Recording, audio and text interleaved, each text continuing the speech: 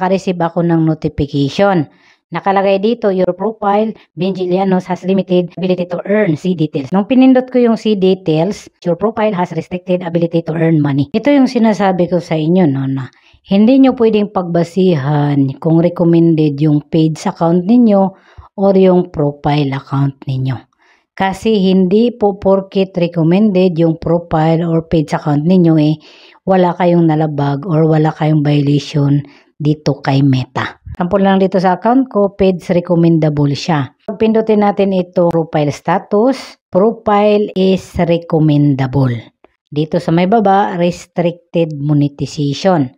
Kapag pindutin natin yung restricted monetization, so yung stars at other monetization tools niya na-restrict or na-demonetize. Benji Llanos restricted monetization. Your ability to earn is limited because Benji Llanos isn't follow our partner monetization policies. Learn more. Kapag pindutin natin yung learn more, ito yung lalabas. Your profile has restricted ability to earn money. What happened? Nakikita nyo na restrict yung stars niya nagiging pula. Kapag pumunta tayo dito sa my monetization tools ko, yung stars nakalak. Binawi ni Meta. Pero monetize na ito sa stars at nakasetup na rin ako dito sa stars. Mga viewers, nag-notify naman si Meta. Your content still getting attention.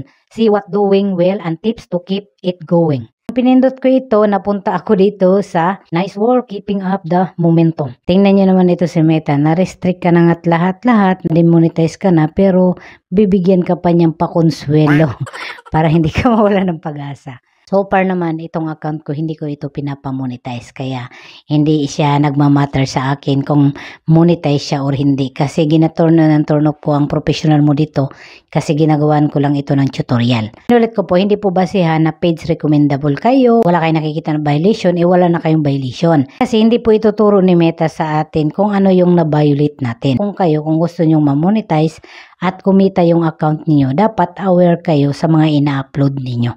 So kapag magkaroon kayo ng ganito, kailangan nyo lang magpa-review. Walang review kagaya nito, mag-try kayong mag-send ng appeal.